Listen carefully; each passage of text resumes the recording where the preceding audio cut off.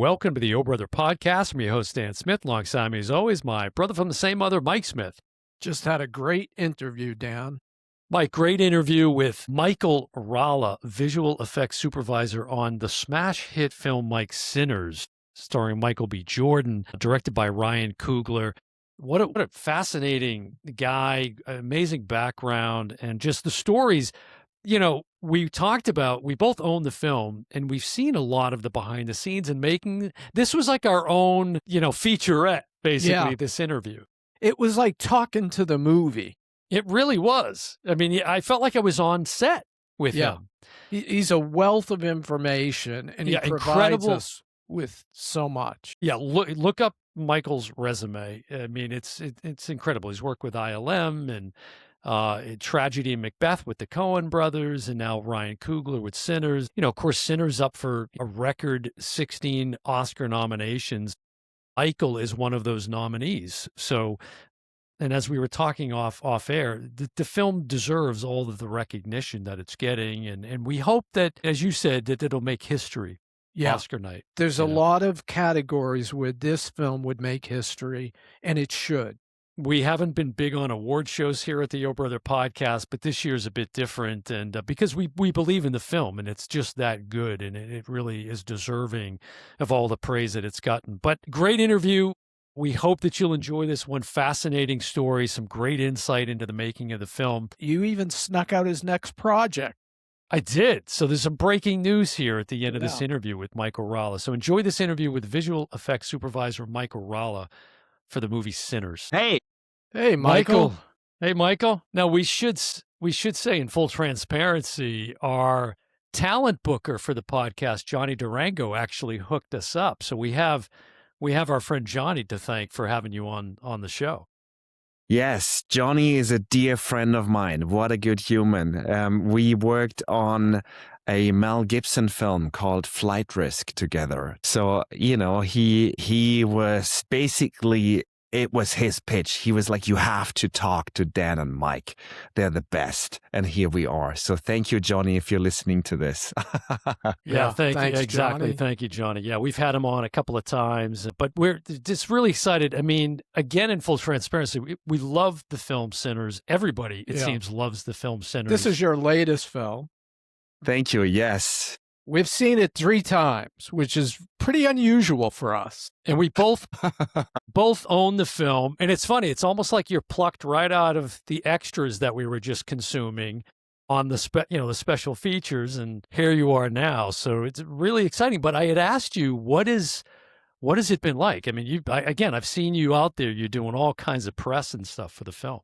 Yes. It's been a whirlwind, to be honest. And it's crazy. I mean, let's be honest, going back to February 2022 when I got this phone call from Ryan, and I remember exactly what it was like. Every call from Ryan always starts with bro. And then it was like, hey, I've written a film and we're making it now, and it's with Michael B. Jordan, and he's in it twice, and it's about vampires and blues music. And I was like, oh, wow, okay, that sounds cool. And I already knew at that point, I think one of the one of the twins is going to get bitten, because like you. Yes. And I was right when I read the script. But I remember also writing the script just like a couple hours later, and I couldn't put it down. It was really well written, and I knew I wanted to be part of that film. And then I called my visual effects producer James Alexander, and 2 weeks later we were on our way to New Orleans, and I think like a little bit more than 6 weeks later we were starting principal photography. It was I think it was a little longer than that, but it was fast, man. And then, as we were shooting it in the swamps of Louisiana, which was tough, like I said, I'm from Germany. I'm used to slightly colder climates, and all of a sudden we're like in 110 degrees heat with, 90% humidity. It was hard, but I think it really helped a lot of the performances in the film to be more authentic. And it, as we were going, I felt like, man, I think this is going to be a good film. It's historic. It's a historic film. The most nominations ever. It's so many different themes throughout. Like you mentioned, vampires. There's Black history. There's blues. There's Irish music. There's Chinese American culture. It's incredible. And he wrote this in 2 months. That blows me away. Yes, that's one of the famous stories that Sev, one of the producers, who's also become a good friend at this point, keeps telling. And, like every single time that I hear him say that, I'm like, this is insane. Yeah, it's crazy that like he wrote that in such a short time. But, we also shot the whole thing in basically no time, and then went into post and did all of that stuff in no time because, like I said, I started in, I think it was effectively early March, and then we delivered the whole thing in March 1 year later in 2025, and then it came out like 6 weeks after that. And it just, things take a little bit more time because we were shooting 65 millimeter film, IMAX and 5 perf, and all of a sudden, you're dealing with physical media. Like there's actual celluloid that needs to be scanned, that needs to be developed, and then eventually that also needs to be printed again. And that was an experience, guys. Like, I mean, I keep telling this story. On paper, I'm a German engineer. I'm friends with a lot of the guys who design the Arri Alexa cameras. And, so for decades, I've been chasing digital perfection. And, it was about more spatial resolution, higher dynamic range, lower noise floor. Let's make it as good as it can possibly be. And here we are shooting celluloid film as if it was 1999. And, at first I was like, I don't get it. Why are we doing this? This seems painful. And it was a learning experience. By the end, when I saw the first prints of the whole thing assembled together, I was like, oh man, I now I get it. Like, because we did capture something outside of the frame that digital simply doesn't replicate the same way. And I can't tell you exactly what that is. And, it sounds awfully esoteric for an engineer, but it's the truth, and I learned to love celluloid film again. And I started realizing that it's not about tech specs. It's about like everything else, and the storytelling, and the fact that film shaped cinema. It's a timeless medium that's been around for more than 100 years, and it looks absolutely timeless. And the beauty of film comes from everything that it is not good at, all of its imperfections. And that's what makes it human, because we're inherently imperfect, being human. And as a result, all of our visual effects had to fall under that paradigm. We had to weave them into all of those beautiful imperfections, and make sure that nothing stands out. And, that was also a learning experience that really wasn't easy. And it is a beautiful film. There's no question about it. It's interesting you talk about that, because Mike and I on a couple of the recent episodes have been talking about, we're reviewing all the films that are nominated in the Best Picture category, and this return of VistaVision, shooting in VistaVision. So what do you attribute that to? Is it kind of just a return back to the roots of the craft, or? Dan, that's a really great question. And, I got to tell you that less than 3 hours ago, I was at Photocam in Burbank, doing a quick lab tour for another project. And your question is absolutely justified, because what those guys have been telling me is that they've never been more busy than they are right now. Wow. And, so there's been a resurgence of people shooting celluloid film, which I, again, personally never saw coming, would have never expected. And, again, I thought, digital, that was hands down going to be the way to go, because it has become let's be honest, better than film. Like if you really compare pure tech specs, we're getting into a world where I don't think film can keep up with that. But that it doesn't matter. And that's the point. Because that's not what it is about, because there's so many other things that really come into play that I think are much more important. And now to get to your question, we are in a time and age where there's a massive proliferation of digital images. They're everywhere. We're surrounded by them, this is a pretty good digital camera.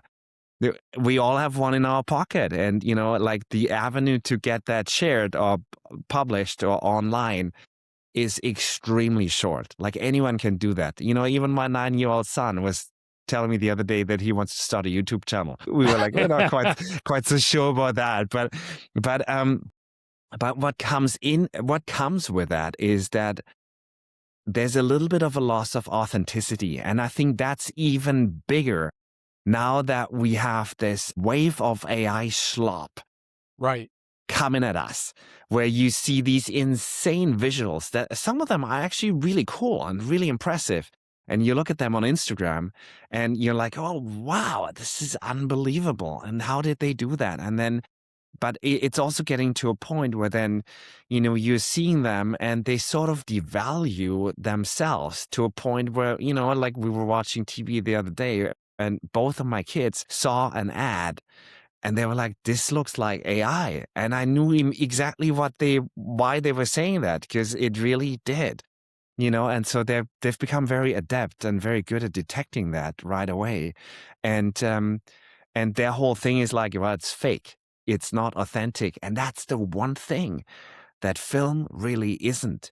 And I think that has to do with the fact that you have to put a lot of effort and actually also quite a bit of money into shooting film. It's hard. It's not fun to do necessarily. If I think back on just how it was as a visual effects supervisor, maybe a different perspective when you're like a DP or a director. But for me, especially given all the visual effects work that we had to do, I wasn't a fan of the fairly, well, not great video tap that we see, which is like this little camera in the optical path of the film camera that basically films, like what is being projected on the film negative. You have to put a lot of effort into that. And I think that gives it perceived value. And the fact that, there's light hitting the celluloid of the film stock and changes the silver nitrate and all those crystals. I think that really does change the perception of how a film shot on film is perceived. And again, I think it comes with an authenticity that allows Chris Nolan to sell tickets for Odyssey a year in advance. Right. Yes. You do so many things in this film that we've never seen, or, you've done it differently. The first thing that came to my mind was 1988. I'm dating myself. David Cronenberg did a film called Dead Ringers. And you're dealing with this same issue where you have one actor playing two characters. And he's magnificent.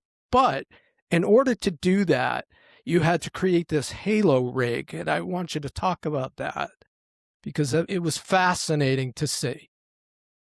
Yes, I mean, that's a really great question. And Dead Ringers was definitely an inspiration as well as a reference for what we're doing. Because, I mean, historically, twinning has been one of the oldest visual effects or tricks in cinema history. It goes back all the way to the beginnings, and there's actually a surprisingly high amount of films that have done very successful twinning work. There's Dead Ringers, like you said, and I always Parent Trap. You can go back Parent to Trap. Disney, right? Correct. And then even the Lumiere brothers. Actually, they're brothers too, like you guys. It's been done a lot, and we looked at all of those references because one of the early conversations that I had with Ryan about like setting a theme for the visual effects work for this film was that we what mattered most to him was timelessness. And he mentioned specifically that a lot of the films from the late 90s, early 2000s, or even, Dead Ringers, you can still watch today and nothing pulls you out. There's visual effects in them, but they look timeless. And, like it goes perfectly along with shooting on celluloid film because that's also a timeless medium. So that was the most aspect to him and to us when it came to the visual effects work. So as a result, we were like, okay, so then let's go back and see how those early twin films were done and how, what methodology and approaches they used. And we actually used a lot of the same techniques. Quite frankly, I would say half of the film is like what people call split screens, which is like a multipass composite, varying degrees of complexity. Some of them harder, some of them easier, even though I got to say they were all pretty hard because there's just such a massive logistical component as soon as you have things involved like dialogue or camera movement. But, it works. And then it gets really difficult the moment you have interactions between the two twins. Mike, you got to talk about that. Can you talk about I think it's the footprint in the snow moment? Yeah. With the cigarette and the cigarette lighter and the rolling the cigarette between the two brothers. Can you tell us how you did that? I love you have done your research, and I love that you. No, seriously, I love that you're using that expression because that is actually something that my visual effects producer James Alexander coined, and it goes back to I think it's the Empire Strikes Back, one of the early Star Wars. Yeah, exactly. Yeah. Which I had not seen a single Star Wars film until I got a free screening at ILM when I was working there. It was somebody's birthday and then they organized these screenings. And that was the first Star Wars film that I had ever seen in my life. Wild. It was not what got me into visual effects. That's a separate story on its own. But anyway, to go back to that term. So it's funny because we recently had that expression or that term confirmed when we were with Ryan at Lucasfilm for a screening with Q&A after. And we had a chance to sit down with Lin Brennan and a lot of the senior ILM leadership. James was just bursting by the seams to check if that's accurate. But anyway, so the big thing was foot contact or any kind of contact points are always tricky, where you have interaction between something that's real and something that's CG or a model or a puppet or whatever it is, an animatronic. That's always tricky to do. So apparently the story is that on Empire Strikes Back, it was really difficult to sell the contact points for the AT-AT in the snow as they were walking. So at some point, Phil Tippett was like, F this. And he just took one of the legs and they basically filmed a close-up of the leg, boom, hitting the snow and leaving a footprint. And then, they were like, this is enough to establish that, foot goes in the snow, leaves a footprint, and then the thing moves around. We don't have to show that anymore from this point because once we've shown it once and it's believable, we're just going to buy it for the rest of the story. So that was our approach for that specific cigarette handover shot because it's the first time we see both twins. It's our twin establisher. And so, my whole thing was like, okay, that's the one shot that will matter the most because if we somehow can sell that to the audience that it's two different people. Right.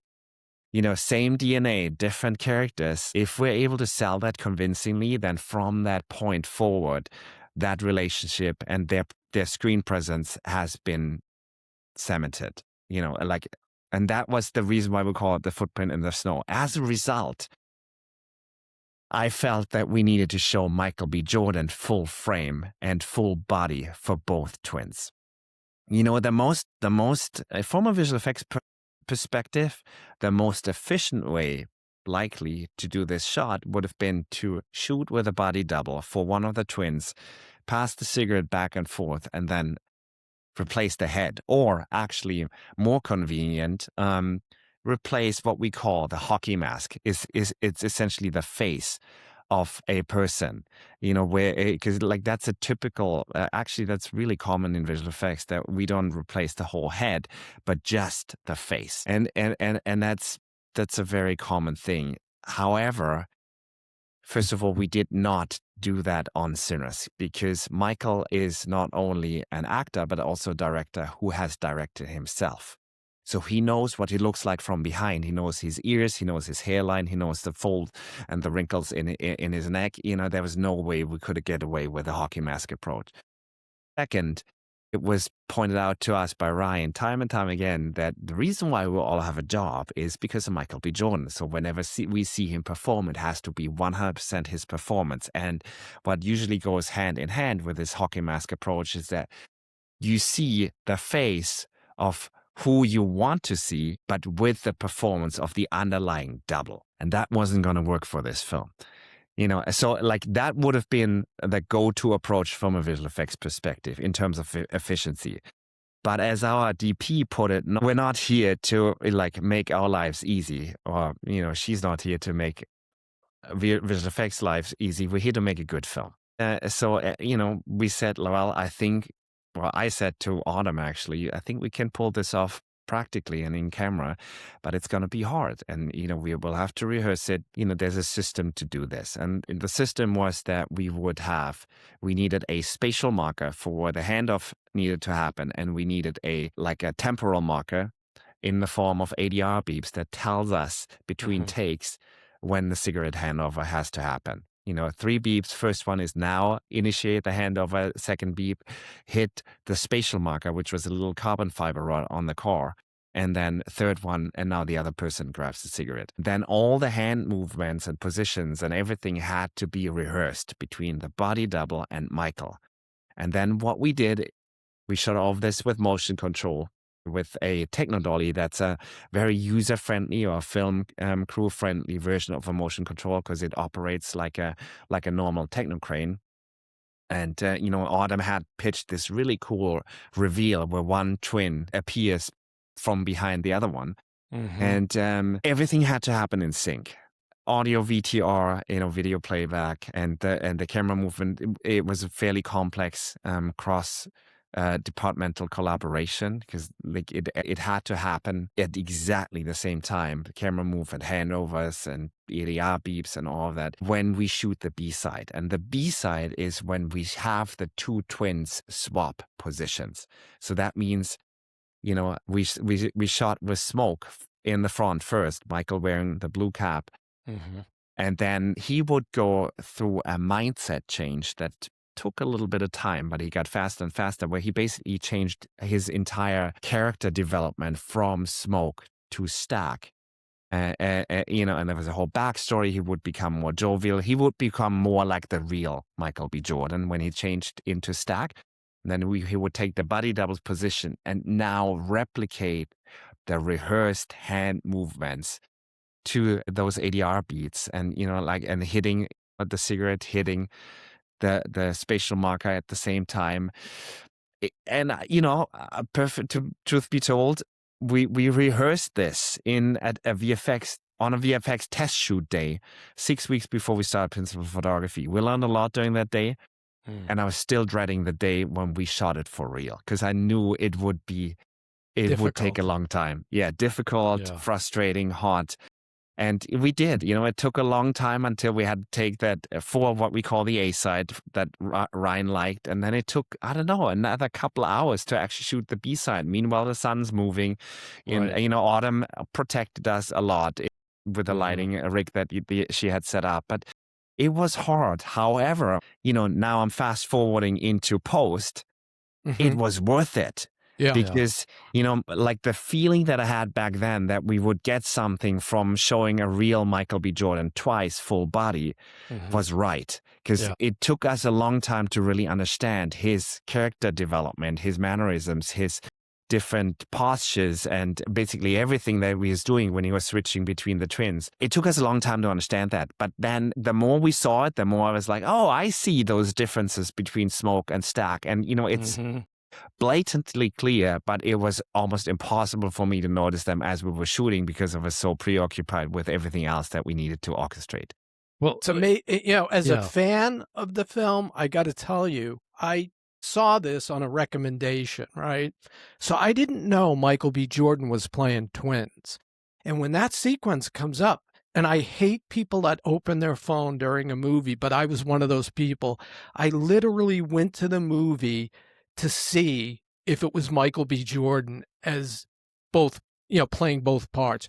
That's how good it was. Well, Thank you. you know what's funny, Michael, too? Two things. One, I had just seen a piece with Autumn, who, of course, is also nominated, and hoping she wins, first female cinematographer, if she wins that. And she mentioned something about, not being able to see the hand of the creator and how important that is in the work, right? And what's funny, and I said this to Mike last night because I just watched the film again last night, is not only did you shoot it where, Smoke is handing the cigarette to Stack, but then Stack hands it back to Smoke. And then we see it again in a flashback later in the film. I'm like, so you guys raised the game and really put that out there. It was phenomenal. Like one thing to know about Ryan is that he likes to shoot continuous takes, and so I remember vividly how I asked him while we were looking at the script together, how many times is the cigarette being passed back and forth? And he said, maybe once or twice.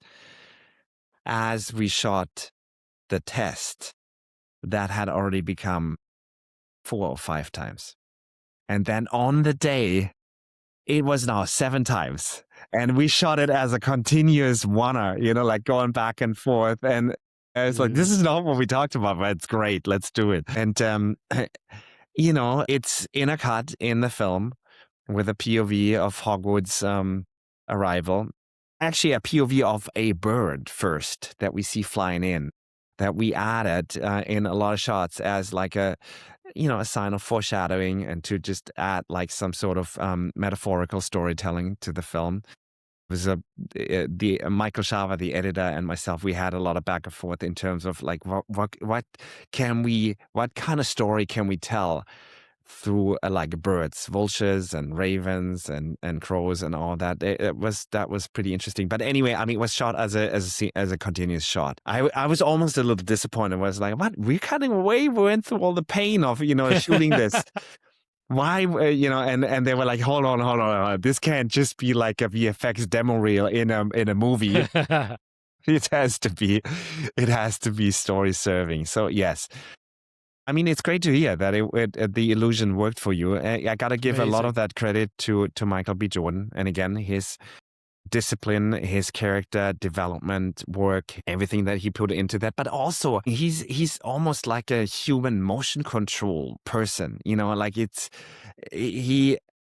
his timing was so impeccable every single time. He was able to repeat things to like the second, which was really impressive. And that helped the work a lot. I got to be honest. But, the moment that we got into complex interactions, that's when, even with a motion control rig, that's when we needed other techniques. And that's when the Halo rig came into play. It was, like I said, I knew one of the twins was going to get bitten. And I remember like the day after James and I, my producer, we started researching how can we do this? Because, there will be a fight.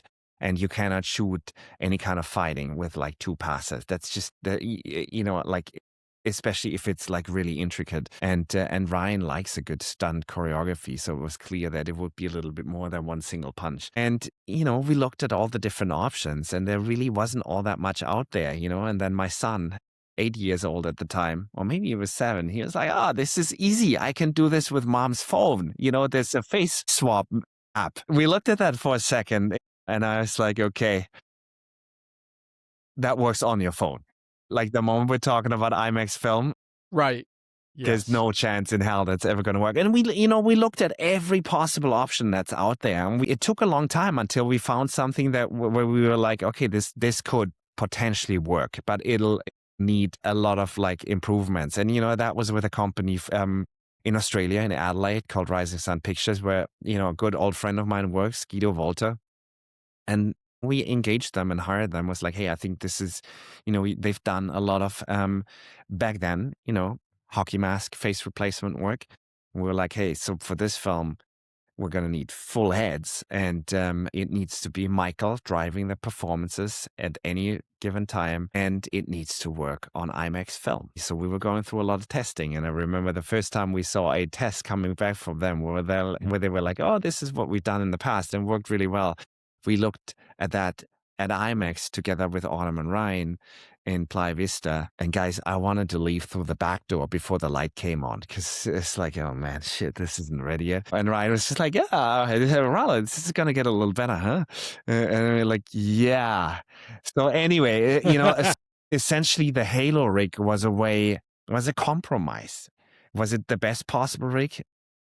It was the best possible compromise we could, build in that or put together in that moment, because what it did is it would allow us to use it in the moment. Because a lot of methods that we looked at would have required Mike to go somewhere else for the second, to basically give the performance for the second twin. Sometimes that would have been like in a different corner of the stage or in a truck outside, or months later, like in LA in a studio. And, that just wasn't going to work for Ryan because he's a sports guy. And, to him, it's about building momentum as we shoot. So it was clear that it had to be in the moment while the momentum is up. After Michael does his whole mindset change and switches from one twin to the other, which was a lot more involved than I thought it would be. Because to me, being a visual effects guy, I was like, well, it's easy. He just puts on the different head. He goes from blue to red and vice versa. And that's all it takes. And, I learned that wasn't the case. But I remember Ryan pulling me aside going like, look, this isn't how it works. He's an actor, he needs his time. And I understood. I learned that, one of the many things I learned. Then second, and this was important for Autumn, who's a dear friend of mine and who I really respect because she brings something so unique to the table that she was the reason why I wanted to do Wakanda Forever as a second supervisor back then with Jeffrey Bauman, because I knew her cinematography would change the look of Marvel into something that we had never seen before. And, I call her lovingly the Queen of Darkness, which I think is absolutely true because she, just dares to go into like levels of exposure and shadowing that like I haven't seen before, and contrast ratios that are just really, really amazing. Especially when we're talking African American skin color and all of that, skin tones. So anyway, so her whole thing was like, it has to be in the right lighting. I don't want you to shoot the second, performance in like on an iPhone or like in neutral lighting or whatever. It has to be my lighting. And then third, it had to be the full heads and Michael's performance. So the best thing that we could come up with, besides like these head-mounted performance capture setups with the dots in the face, because that was also not an option. We could just put dots in the face. Was like, okay, let's see if we can put something together that we MacGyver for this film, and the best thing was like a shoulder-mounted carbon fiber ring with 10 action cameras that we modified, to record ProRes and 3 in the front, 7 all around, so that we would capture like everything that his head is doing. And then, at the same time, we were trying to hit all the requirements from our visual effects partners in Australia in terms of what they needed. And was it ideal for them? No, they would have preferred better cameras, but we would not have been able to put better cameras on that rig that is moving around with Michael B. Jordan so that he can go through his entire performance, no matter how involved it is. And if he's punching and spinning and falling and all of that, that rig allowed us to do that. And, then from that, the footage from those 10 cameras would go to Australia, and then they rejigged the entire pipeline, and they went through something that is called a Gaussian avatar, which is basically a parametrized Gaussian splat, so like a volumetric representation of Michael's photographic performance as filmed, but with the awareness that what is in front of the camera is Michael's head, that we knew what that looked like from a scan, and we knew it always had to be Michael. And then we still had CG ears and hair as a little helper in cases when it was necessary, but that's how we got his head on a stunt double in moments when there's intense interactions and when they're beating and strangling each other and throwing each other around, because there was just no way to do it any other way. And, it got to a point where I'm a big fan of Pepsi challenges, where you shoot things twice at once, quote unquote real, and then the other time we're trying to, get as close to the real thing. And ideally, people can't tell which one is which. And, it got to a point where Ryan was like, I can't remember which one of the two was the real Michael. Wow. And it's, it got really convincing, and that's where we needed to be, especially given the IMAX magnification. So are you on set the entire time in your role Yes. for this? Okay, and I can't imagine what it must have been like to be present for that whole "I lied to you" that surreal montage sequence. And Mike, I know you've got a question specific to Yeah, that because sequence. we know from the extras you set the roof on fire. It was your call. We know Well, you called that. it was my pitch, and like that was the that was the one time when I said to Autumn, "I'm sorry, I'm not here to make your life easy," because normally she would say that to us. It's like Right.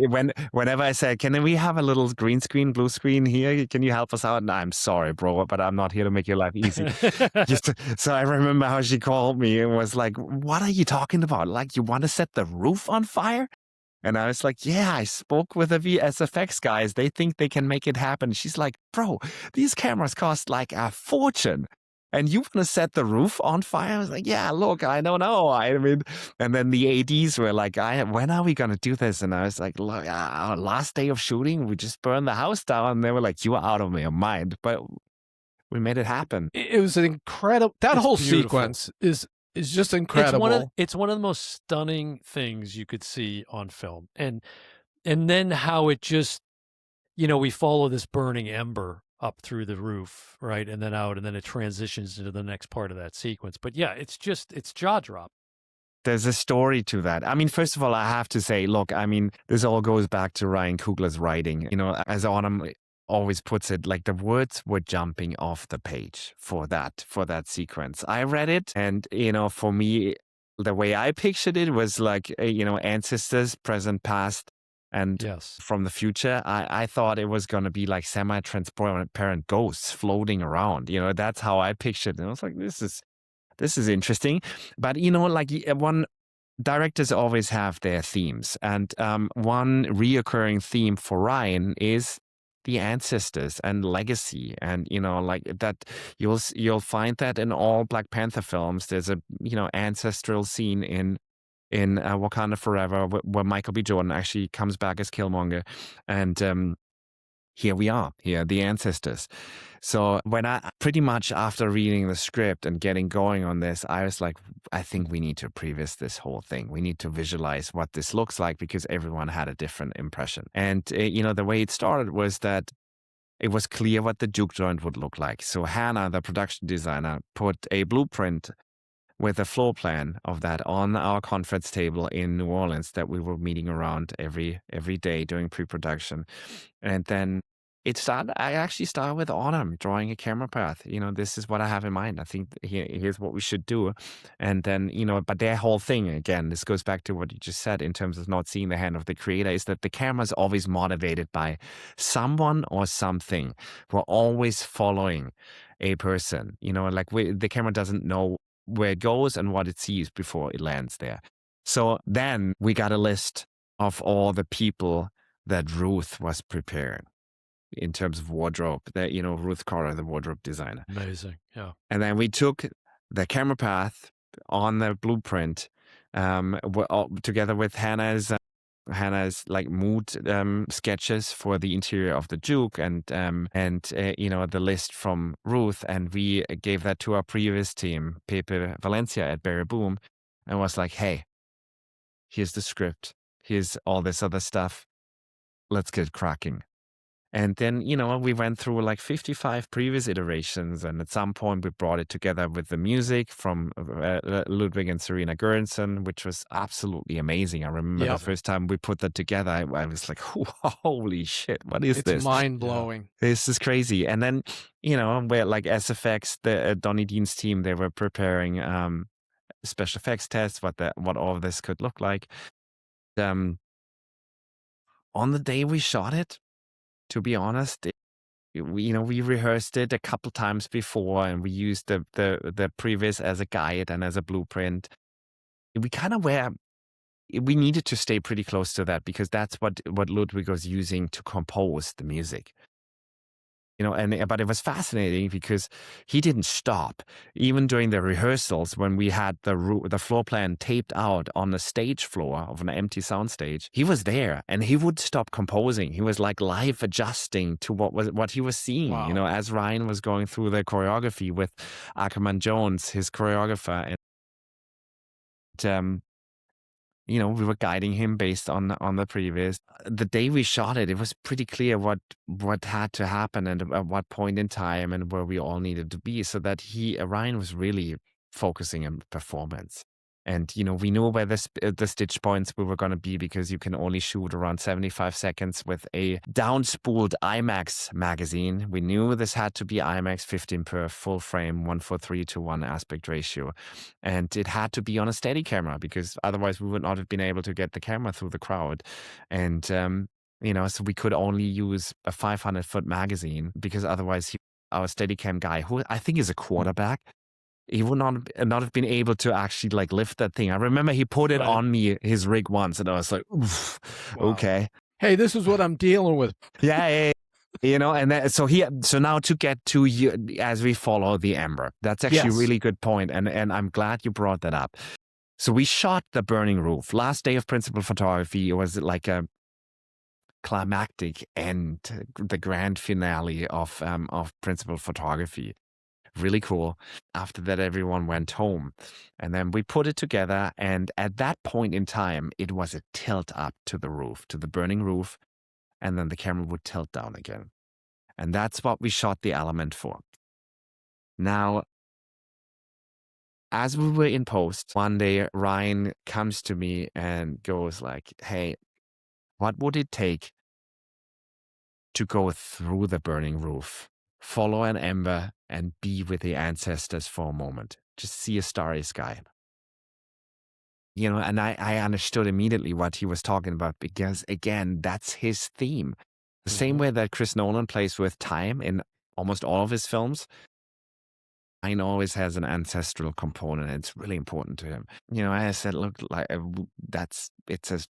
that film, that element that we shot beautifully on IMAX film, like we can't push in, and we couldn't film it with a camera that can do that. So at that point, we'll have to recreate it as a CG version. And we did. So, like that ember that we're following all the way up is a CG ember, and then we're following it all the way down again. But like the reason why it looks great is because we had a reference to match that gave us exactly what all of this needed to look like in terms of exposure and contrast ratio and like anything, because we shot it once and we knew what the fire would look like. And so, our guys basically replicated that, but then pushed the camera through. We put a sky behind that I shot a panorama of in Joshua Tree a while ago. Funny fun fact, every single time we reviewed that shot and the sky was getting revealed, Ryan would always say Joshua Tree. Wow. And then, we follow the ember back down and we tie it back into that last section of the surreal montage, which was really section number 5. It's 5 different discrete sections with 4 stitch points in between. And we were trying to choose stitch points that haven't been used a ton before. So no, full frame camera wipes, which a lot of people do. It looks seamless. It looks seamless. It's incredible.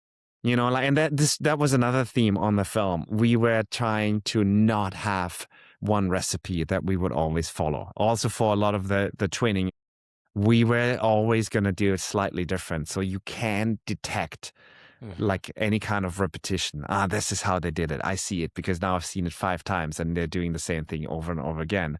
We're always trying to mix it up a little bit, to a point. Day 31, principal photography. Ryan comes to me, goes like, "Hey, bro, I don't understand what's going on. We haven't done a single twin shot the same way." And I was like, "Yes, I know. It's intentional." I was like, "Why? I don't get it." I was like, "You're going to thank me later. It's going to be frustrating now." But, we kind of think in layers, and, sometimes we have to pull people out. One time we tried to do a twinning shot, a multipass twinning shot with a Techno-Dolly motion control system, with a tennis ball. For some of the performances was Wunmi and Haley. and I don't know, apparently somebody drew a little smiley face on the tennis ball and they just were bursting out in laughter. So, okay, this isn't gonna work. We're gonna have to do it the hard way. But that was kind of the theme for the film. We never did something because it was easy or convenient. We always were trying to do it so that it's the most effective for the storytelling that shot's specifically needed to do. Can we ask you a couple of questions about the Remick character, Mike? Please. There's a couple of things we got to know about that. Yeah, well, we're first introduced to him, and again, the first time you see it, you really don't know what you're seeing.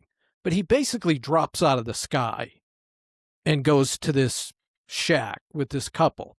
Yeah. And then he's talking, he's with the couple, and Mary's talking to him. And she turns around, and there's this, if you blink, you'll miss it, split second of him, whoosh. And again, the first time you see it, you're like, what just happened? And then we find out this character can fly. I mean, how did you do that? I mean, Mike, it's that's a great observation. I'm glad you're pointing this out, because to speak with the words of our editor, Mike Shava, who's an incredible collaborator, and he's been a long-time friend of Ryan's. They go all the way back to USC, just like Ludwig. And we had a lot of conversations about that. We tried. Actually, both shots showed a lot more of Remick flying or being airborne. But where we landed is that sometimes it's more about what you don't see than what you see, and hinting at that. And we employed that for both of those moments, except for the shot at the very end when Remick goes after Sammy. And you see him, jumping down the balcony or flying down the balcony and grabbing him and then throwing him into the water and all that. But, it was real simple. Like the first time Remick flies into frame is essentially he's just jumping off a taller Apple box. But the IMAX, it's over the IMAX camera, and the lens is so wide that it looks as if he's coming from like really high up. Amazing. Wow. And then the second time is we were actually gonna do a stunt rig, but I think we got rained out, so there was no time to get the. I think they wanted to get like was it a pettibone or a cherry picker? I'm not quite sure anymore what. But like they were gonna rig a line and pull him up and all of that, and we couldn't do that because we were behind. And so like Ryan was like, "Hey, can you handle that?" And I said, "Yeah, I think we can." And then Ryan was like, "Well, here you go. You tell Jack O'Connell how to fly." I mean, Jack is such a nice guy, and he's actually really funny. I'm like, he's like, "All right, so you tell me what I need to do." And then I was like, "Well, I mean, look, I just need you to jump as if you're about to like take off." And he's like, "Be gentle. I'm a first-time flyer." and we tried a couple. We tried a couple just jumps, and then we basically did a takeover, and we had him going all the way up out of frame. But like it seemed way more effective and spooky to actually not show all of that. It was. And like that was the creative restraint theme that goes throughout the film, like for every department. Like sometimes it was about pulling back, and like the one thing to know about Ryan's collaboration, how he makes his films, is that he hires everyone behind the camera the same way that he's casting people in front of the camera. And, you're really invited to bring your creativity, your input, your thoughts and ideas to the table. He doesn't hire the best people so he can tell them what to do. He hires them because, he wants them to like give him everything that they got and help him make a better film. And he really listens, and he is incredible. Well, that was one constant theme for us, especially once we were in post, that we VFX people, including myself, have a tendency to think that we know how to do it all. And we do it all in a way, because like like now we're in a fully digital world, and we can light, we can model, we can build things, we can, whatever it is, like you can replicate it in the computer to be like more or less success. Sometimes it works well, sometimes it doesn't. But does that mean we always should? Not necessarily, and we put a lot of work into recreating like what we call, let's call it by its name. We did a lot of film profiling and lens profiling work where we basically study what happens, all those imperfections we talked about earlier, film, halation and grain. Halation is basically film penetrating all three layers of the film and then bouncing back off the remjet, which is like the non-reflective backing of the film strip, and then it's going through the layers again, but now it's non-defocused. Sorry, it's defocused or unfocused light, and you get these kind of blooming highlight effects. Um, so we replicated all of that digitally. Same for grain. Same for Autumn's lenses, which were, production pays a lot of money for Panavision and Dan Sasaki to actually detune them to her specs to add like character and imperfections. I think they call them steeds, to give them character. And so we had to replicate all that stuff to create a technically seamless image. Now, that's not all it takes, because what it also matters that whatever you put in front of the camera is just as seamless. In order to do that, we were trying to employ something that is called preservation of creative intent. And to go back to the casting in front and behind the camera, everyone was hired for their creativity and for their input. So we were trying to honor that deep into post-production, so that like there's the train station that's like 2/3 of the image is digital, digital train and digital set extension of the city in the background to the right. We could have just done that on our own, and this is normally what happens. But we went back to Hannah Biekler, the production designer, asked, hey, if you were building this whole city for real, what would it look like? Use us as a digital construction department and tell us how you would do it if you had done it on the day. And as a result, we get like content in front of the camera that actually is seamless with what we filmed, because it was designed by the same hand, by the same mind. And so the same for all the prosthetics of Remick when he burns as a vampire, as he's getting exposed to sunlight. It was the makeup prosthetics designer was Mike Fontaine, incredibly talented guy, and he designed all the discrete stages of Remick's demise. Like it gets more and more burnt up and all of that, and at the end he's just like, crusty and like basically burnt down to a crisp. But the one thing that you can't do practical is like transition from one stage to the next. And then also it takes a fairly long time to actually get the makeup applied to Jack O'Connell. So, that limits you in terms of how much you can shoot per night. And, the night actually is fairly short in New Orleans, especially during the summer. So, we filmed as much as we could, but there were several makeup stages that he built that we never filmed or shot with. We only scanned them so that we would be able to transition through them as Remick was burning. But it was his work that we used. We didn't create what that would look like. We recreated what he did earlier. And as a result, it looks seamless because it's still his work. And, Right. it's what he was hired to do. So we honored that. And that was tricky because, like principal photography was long over. It was now November and we finished the shoot in July, and I was still calling Hannah, Autumn, and Mike to get their input on how, if what we recreated digitally was in line with what they would have done during the shoot. Wow. Like a lot of sky replacements, because it's a vampire film over the course of 24 hours, and Right. a lot of scenes had to happen during dawn or dusk, sunrise, sunset. Notoriously very difficult to shoot at because, you realistically only have a 20-minute window. So we knew there had to be a lot of sky replacements, and we froze a lot of the skies during the shoot as like really high resolution 360 panoramas. And Every single one. We showed, we showed to Anna, was like, is this what you would do if you were shooting it for real? It was still really hard for me to actually creatively get it to a point where I think she would like it.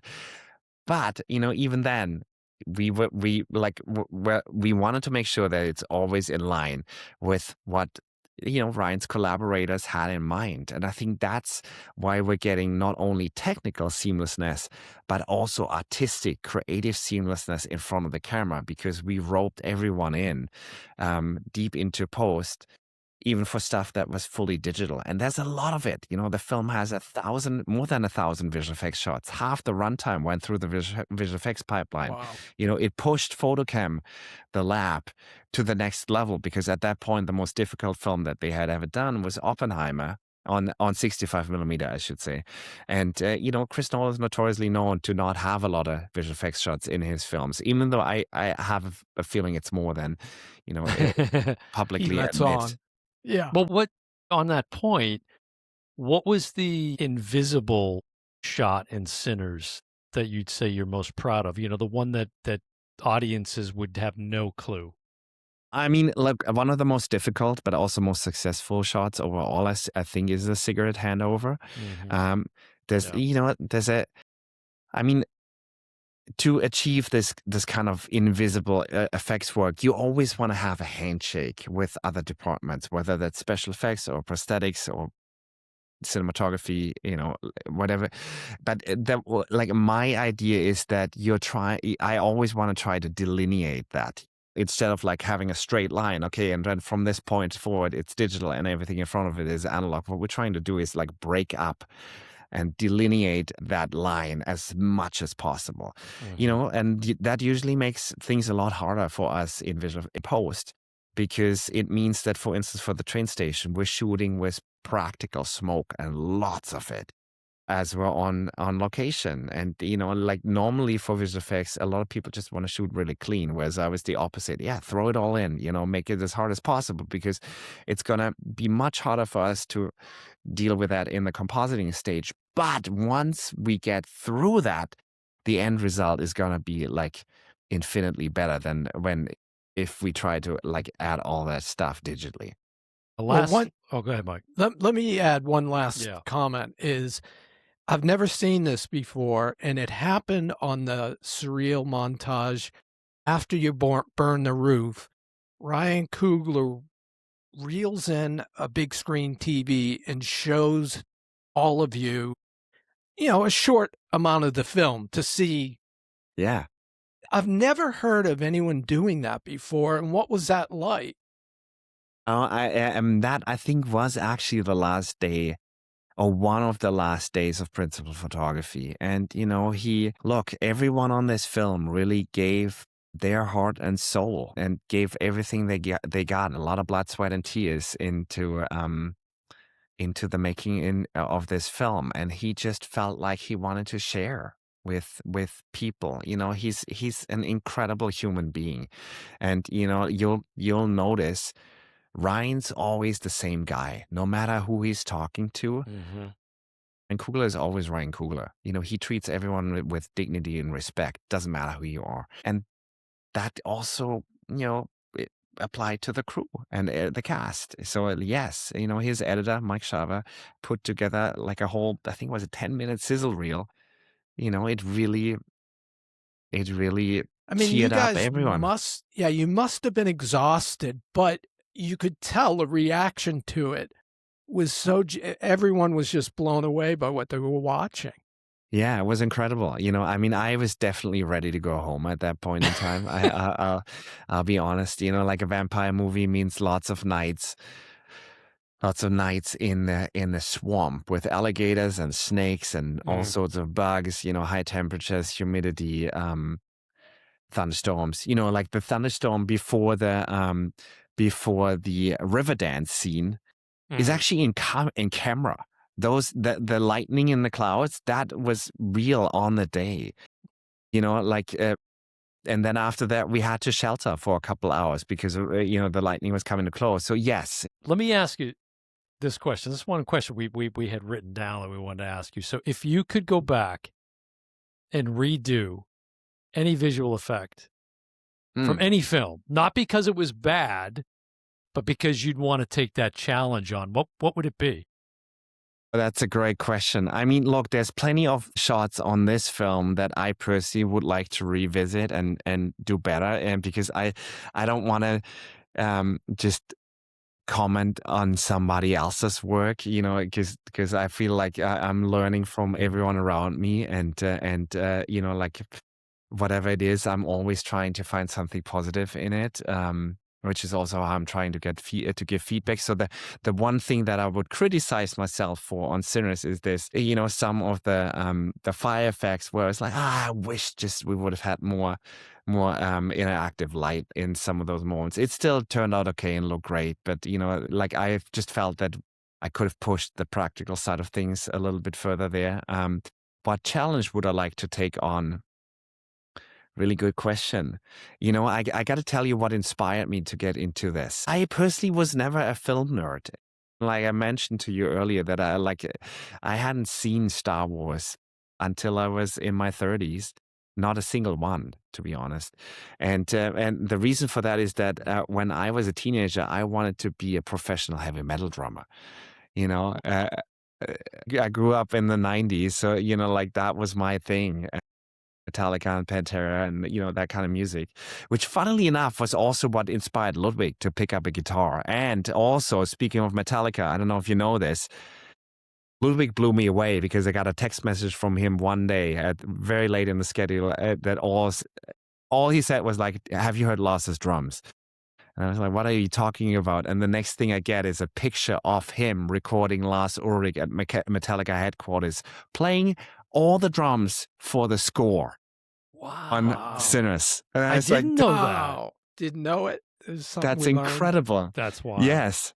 And everyone's roots go back to blues music. And I was growing up in Germany listening and playing blues music without actually understanding like where it came from and the history and all and the roots and all that, which was a massive education that I got on this film.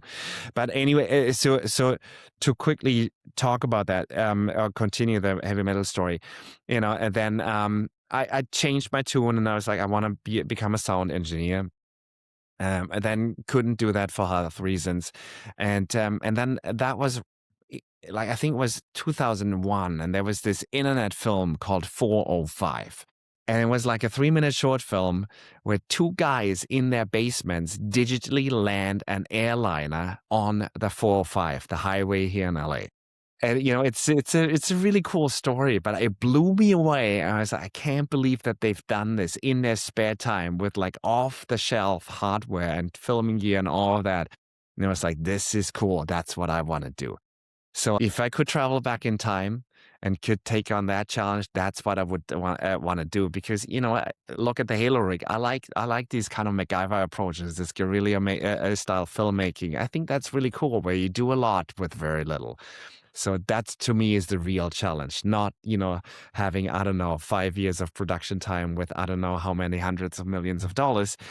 To me, again, like, producing the best you can possibly do with what you have. I find that really rewarding.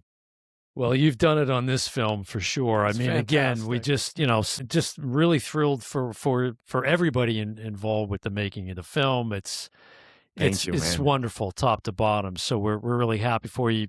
We know that you got to be excited for March 15th. We are. I think we know where you'll be. Will you be at the ceremony? Yes. Nice. I mean, we got nominated, myself and the co-supervisors, as well as that's Espen Nordahl and Guido Walter. And there's an ILM supervisor who really would have wanted to be included on the ticket on the ballot if we would have gotten more lines or slots. Nick Marshall and his team in Vancouver, fantastic collaborator. Did the train station and the snake and all of that. He recently released a super cool piece about a deleted scene that included the snake. That's actually worth looking up.